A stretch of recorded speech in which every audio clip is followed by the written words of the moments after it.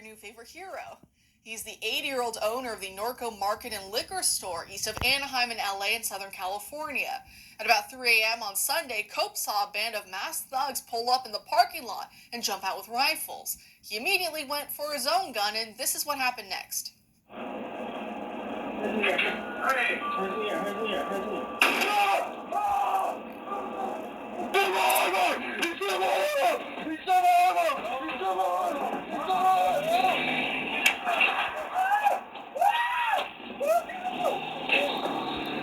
Shoot off his arm, Craig did. Well, not exactly literally, but still. Too bad, so sad. And you see, they almost forgot the one guy and almost caused an accident as they peeled out of the parking lot. Now, that's actually how the cops were able to find the suspects, as they found them seeking treatment at a nearby hospital with wounds consistent with a shotgun blast. The three suspects range in age from 22 to 27 and have since been charged. As for the store owner, he suffered a heart attack amid the stress, but is home recovering with his wife and is expected to be fine. Now, I tell you all these stories in order to lay out some background for my first guest tonight, a woman who is a crime victim advocate and a double homicide survivor herself.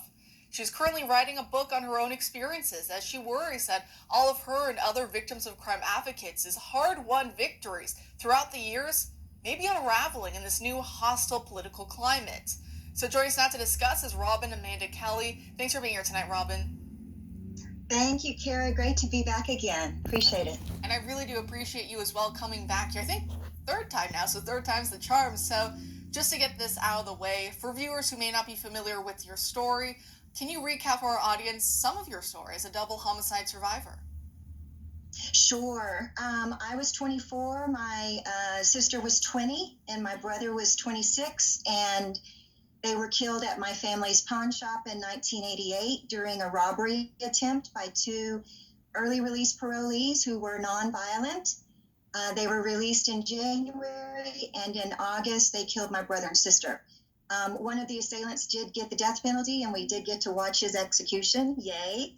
From about 1989 until 1996, I was a crime victim advocate. I helped affect policy, me, my mother, a lot of mothers of parents of murdered children.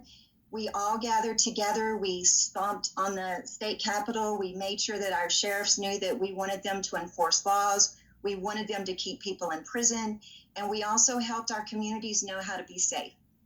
But so my brother and sister were killed in 1988, and we live with that every day.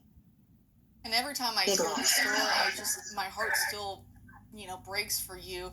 And so I do thank you for everything that you've done. And like you said, so the one man was executed for his crimes, but the last time we had you on the show, I believe we're talking, seems like he actually might have been about to be released. What's happened since we've spoke?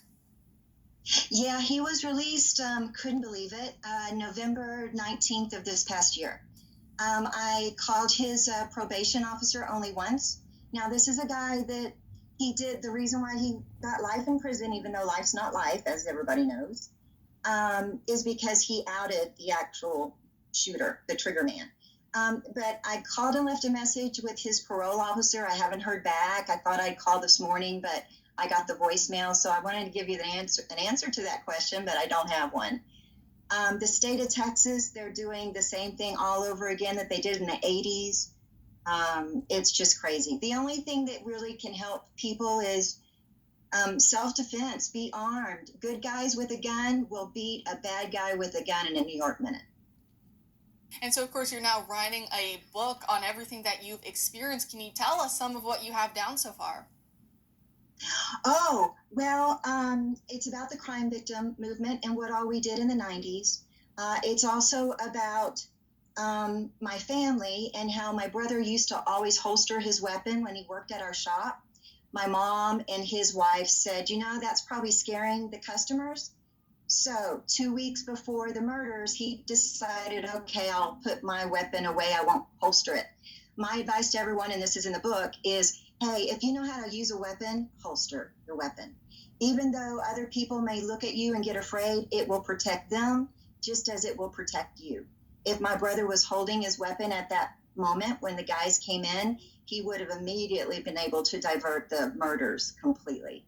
My mom lived with a lot of guilt with that over the years, over the decades. My sister-in-law still carries guilt with that because everyone knew that, hey, Mark had a weapon. If he would have had it on him, he would have prevented. So that's in the book. The other thing in the book is who we were before the murders and who we became after. We went from a family of 5 with 2 grandkids to a family of 3 and 0 grandkids because my brother's wife this is how you deal with grief sometimes as crime victims. My brother's wife was so overwhelmed with grief and loss of my brother, and it happened at our shop, that she felt that we were to blame. So my parents had to file grandparents' rights in order to see the grandkids, to see Mark's kids. So that's in there as well. And then all the details of the crime victim movement and how we affected change is in there. And the spiritual side of it is how Mark and Kara used to visit us and how we even heard stories of the trigger man having nightmares about my brother visiting him in jail. And then the other part of our story is simply divine justice, actually. We went through a lot of hiccups in the criminal justice system. Everything seemed to be going well. The court, the trial went well. Death penalty was given to the right guy. Life in prison was given to the right guy. And then within 3 years after the trial was over, our conviction got reversed. So every time something came up, of course, we relive it. But the other part of it is you fight. When you notice that something in the system is not working, you don't just sit back and go, oh my gosh, it's not working. You fight. My mom used to get up at 4 a.m. to be at the state capitol by 8 a.m. because 2 days before she wanted to meet with a state rep or a committee in the state of Texas that was working on crime and defense and enforcing laws. So she'd get up at 4 a.m., her and 10 other mothers, and they would drive 3 hours to Austin to take care of business. And we did all of this with no money, no GoFundMe accounts, no email. We didn't even have cell phones back then. And we did it. And we worked our butts off. And so my point, and even coming on your show today, so thank you for letting me come on, is to let people know, don't just sit back and go, oh, poor, pitiful me. What's going to happen in our neighborhood? How can I help? And not knowing how to help, I'd like to tell people how you can actually help, how you can save your own neighborhood, how you can save this country by reinforcing criminal justice, how you can talk to your elected officials, how you can actually go to crime victims groups that are already set up and volunteer your time there. You can volunteer your time at Crisis Hotline. Defend yourself. Know that when you call 911, it's 20 to 30 minutes before a cop's going to show up. So learn how to defend yourself. That's also important. That's in the book. And the spiritual side of all the messages we got and how we got them from Mark and Kara. And it seemed like every time we felt down that, gosh, we had been meeting with state reps and state senators and our sheriff and our mayor, and no one seemed to listen. And we were knocking on doors every week, every month. And protesting, and we were calling the media and saying, hey, we're going to protest this early release thing. You know, our sheriff is releasing people early today. They were releasing about 100 people who were supposedly nonviolent.